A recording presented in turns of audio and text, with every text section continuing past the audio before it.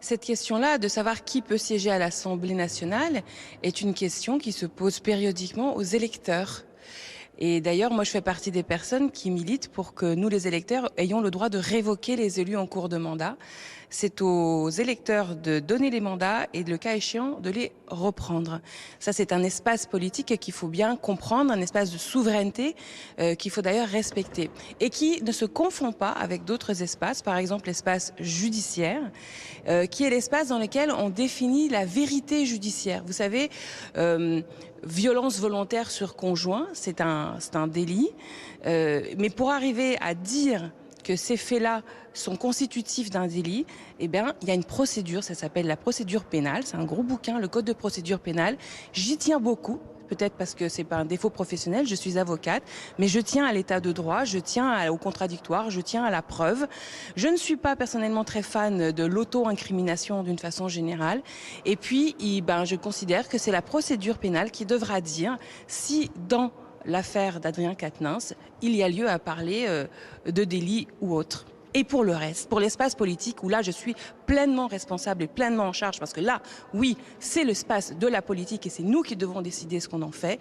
Là, on a dit très clairement que Adrien Quatennens doit se mettre en retrait. Et je pense que c'est important que les hommes et les femmes politiques prennent conscience de leur responsabilité, de l'étendue de la responsabilité, mais sans non plus empiéter sur les autres espaces qui, soit sont de la justice, soit relèvent du pouvoir souverain des électeurs.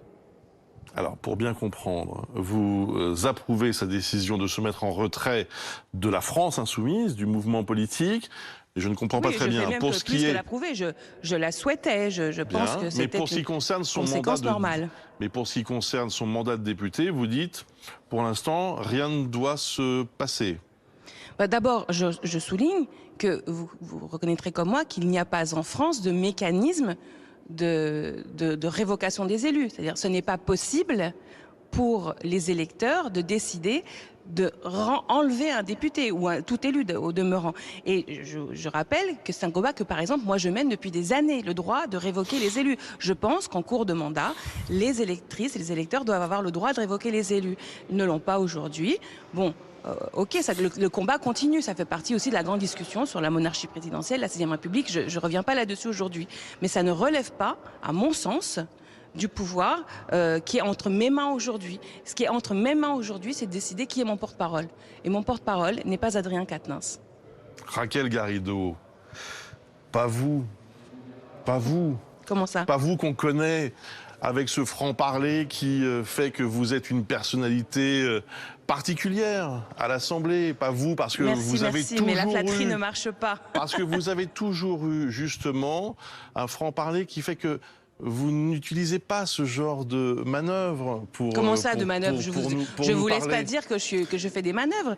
Je suis très attachée à la souveraineté populaire. Est-ce que vous voulez la liste des gens dont vous avez réclamé la démission? Moi? Je la veux bien, donnez-la moi. Les gens dont j'ai demandé la démission, oui. Mais Bruce Toussaint, au demeurant, je ne vous empêche pas de demander la démission. Moi, je ne demande rien. Je vous dis que vous, visiblement, vous vous la faites demandez. 2 poids, 2 mesures, Raquel Garrido. Pas du tout. Et c'est ça qui, aujourd'hui, pose un problème. Pas du tout. Je demande, je répète, je demande d'une façon générale le droit de révoquer les élus. Est-ce que vous êtes d'accord avec ça? Ça n'a aucun rapport. Bien si, ça a un rapport. Ça n'a aucun parce rapport. Que parce que le temps vous me parlez d'une judiciaire... constitution qui n'existe pas, de quelque chose qui un jour peut-être verra le jour. Moi, je vous parle d'aujourd'hui. Je vous demande. C'est une question très simple. Est-ce que vous êtes à l'aise avec le fait qu'Adrien Quatennens soit toujours député? C'est une question très simple que se posent tous les gens qui nous regardent et c'est une question de bon sens. La question n'est pas aussi de bon sens que ça. Bruce Toussaint, justement, elle est légitime, bien entendu, et je conteste pas la légitimité de ces discussions, mais si on met du sens, si on met du rationnel là-dedans, on est obligé de faire avec la procédure pénale qui est en cours. On est obligé de respecter ça. Parce que si, à un moment donné, l'initiation de procédure pénale ne vaut plus rien, si on décide que les décisions sont prises sur les plateaux télé, plutôt que dans les procédures judiciaires, alors la société dans laquelle nous vivons, en tout cas, n'est pas celle dans laquelle moi je veux vivre. Et je suis attachée. Et vous verrez bien. Et pardon, je sais que vous voulez me faire dire des choses que vous avez, que vous trouvez peut-être plus choquantes, plus exagérées, plus radicales. Mais je ne vous ferai pas plaisir, Bruce Toussaint, ce matin, parce que encore une fois, c'est peut-être mon défaut professionnel, mais je suis attachée à l'état de droit. Raquel Garrido, je suis en train de vous dire que là, on est face à un homme qui a reconnu les faits.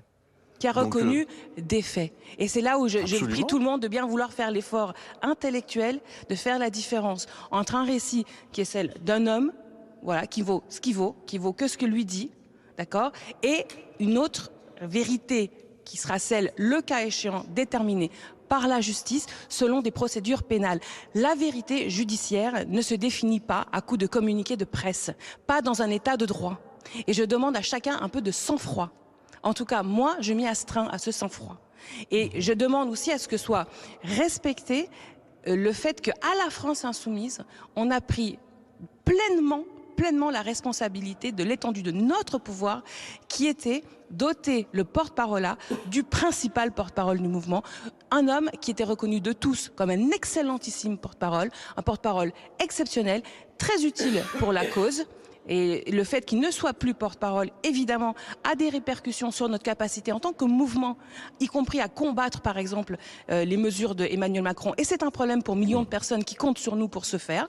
Donc, j'aimerais aussi que vous constatiez qu'il y a une évolution culturelle dans ce pays, que les mouvements, notamment le nôtre, est en capacité de produire ce type de résultats comme la mise en retrait. Et prenons-en acte, arrêtez de toujours courir devant, arrêtez toujours d'être maximaliste. Hein, le mieux est l'ennemi du bien, comme on dit. Laurent Neumann a une question à vous poser. Raquel Garrido, j'entends votre défense convaincue de l'état de droit. J'entends votre appel au sang-froid. Le moins qu'on puisse dire, c'est que dans votre famille politique, on n'a pas toujours fait preuve de sang-froid lors de d'autres affaires où, encore une fois, Bruce le disait il y a un instant, vous ou vos amis ont réclamé la démission de tel député, de tel ministre. Je ne vais pas citer la liste parce qu'elle est incroyablement longue, mais pourquoi ce sang-froid que vous appelez de vos voeux et qu'on pourrait entendre d'ailleurs, s'appliquerait aux membres de votre famille politique et pas aux autres? Mais est-ce que vous êtes pour que Adrien Quatennens démissionne? Moi, je comprends pas pourquoi la question est posée à moi. C'est moi qui vous pose la question et vous me répondez par une question. Mais oui, parce que pardon, moi je suis une femme militante, une responsable politique, confrontée au plus haut niveau de son organisation au fait qu'un des principaux protagonistes est impliqué dans une affaire de violence conjugale. C'est ça qui compte. C'est comment moi, je suis là-dedans pour m'en occuper. Et vous, qu'est-ce que vous faites? Vous essayez de déporter la chose sur des sujets auxquels vous croyez même pas vous-même. Même vous n'êtes pas pour la démission d'Adrien Quatennens comme député. Vous me posez cette question juste pour essayer de me mettre dans l'embarras. Donc, je vous dis, je ne suis pas dans l'embarras. Je suis solide. Vous pensez à titre je vous l'ai dit, ce que je pense à titre personnel. Je suis attachée je suis avocate. Bon, pardon, c'est peut-être un défaut professionnel. C'est un métier, je sais, qui n'est pas forcément aimé par tous.